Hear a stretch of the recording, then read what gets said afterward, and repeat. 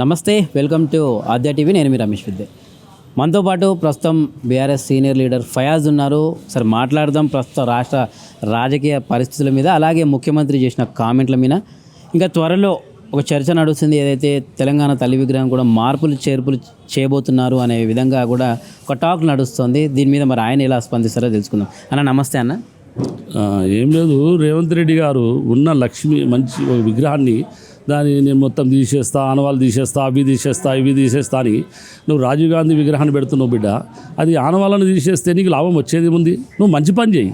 దాని ఆనవాళ్ళు తీసుకొని నువ్వు టైంపాస్ చేసుకుంటా పైసలు నష్టం చేసుడు, కానీ పైసలు లాభం వచ్చే పని ఒక్కటి కూడా లేదు. అది ఇప్పుడు నువ్వు గవర్నమెంట్లో వచ్చి 11 నెలలు అయింది, 12 నెలలు, ఒక సంవత్సరం అనుకో. సంవత్సరంలో ఒక పూట ఏదైనా ఒక మంచి పని చేసి చూపెట్టినావా? ఏదైనా పేపర్లో కానీ టీవీలో కానీ ప్రజలకు కానీ హర్షించదగ్గ పని ఒక్కటి కూడా నువ్వు చేయలేదు. ఉన్న పథకాలు చెప్పినావు, అన్ని కాంగ్రెస్ మాటలు విని దొంగ పథకాలు చెప్పినావు. వచ్చినావు కేసీఆర్ గారు 2000 పెన్షన్ ఇస్తా అంటే 4000 ఇస్తా అన్నావు.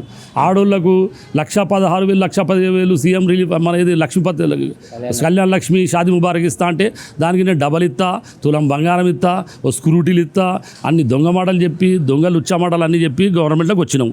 గవర్నమెంట్ ఏదో మంచో చెడో నీ అదృష్టమో దురదృష్టమో గవర్నమెంట్లో వచ్చినావు. దాన్ని మంచి నిభాయించుకొని మంచి ముఖ్యమంత్రి పదవి చేసుకుంటా బతకాలే. కానీ నువ్వు పొద్దున్న లేవగానే కేసీఆర్ తిట్టుడు, ఆ కేసు పెడతా, ఈయన జైల్లో పెడతా, ఆయన అనగదొక్తా, బుల్డోజర్ పెడతా, ఈ మాటలు మాట్లాడుకుంటూనే నువ్వు పబ్బం గడుపుతున్నావు బిడ్డ. నువ్వు ఏదైనా పని చేసి మంచి పేరు తెచ్చుకో, అప్పుడు నీ విలువ ఉంటుంది. రేవంత్ రెడ్డి నా యొక్క చిన్న సూపుతోడు చెప్తున్నావు, పెద్ద సూపుతోడు, కానీ నువ్వు మంచి పని చేసుకో. నీకు మంచి అవకాశం దొరికింది, భగవంతుడు మంచి అవకాశం ఇచ్చిండు కాబట్టి దాన్ని నిలువేసుకోలే, కానీ దాన్ని దుర్వినియోగం చేసుకోకని నేను హితవు వెళ్తున్నా మిస్టర్ రేవంత్ రెడ్డి గారికి.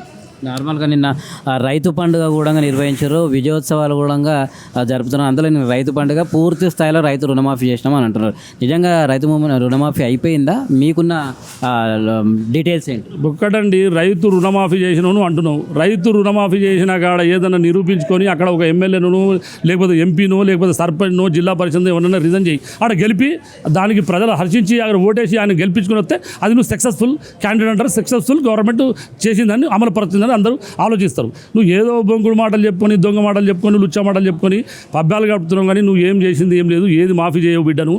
ఆయనతో ఏం చేసినావు? మొన్న ఒక హైడ్రా మూసినదని పెట్టి దాన్ని అంత ప్రజలను హింసించి ఆ బుల్డోజర్ను ఈ బుల్డోజర్ను పెట్టించి వాడిని వీళ్ళందరినీ పిలిపించి పైసలు సంపాదించుకొని ఆ బ్రీఫ్ కేసు తీసుకుపోయి కర్ణాటక మన ఇది ఢిల్లీలో అప్పచెప్తే మహారాష్ట్ర ఎలక్షన్లో పనికి వచ్చినవి.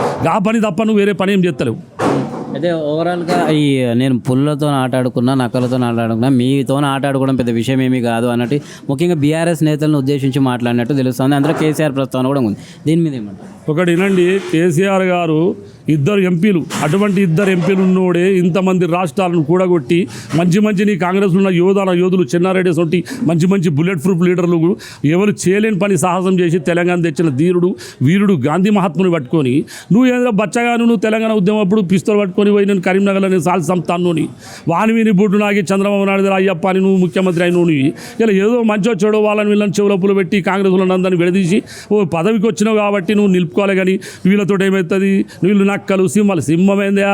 కేసీఆర్ ఒక్క వాక్ ఇచ్చి ఎవరు రానని 24 గంటలు నీ కథ ఏమవుతుంది, నీ తెలంగాణ ఏమవుతుంది బిడ్డ. ఇప్పటి వరకు కూడా ఆయనే ఓపిక పడుతుండో, ఆ ఓపికను సహించనీయకు. నువ్వు ఓపికను మంచితనంతో నిర్వహించుకో, సార్తో ఆశీర్వాదం తీసుకో. నువ్వు చిన్న వయసులో ముఖ్యమంత్రి మంచి బతుకు బిడ్డ అని నా యొక్క ఆలోచన.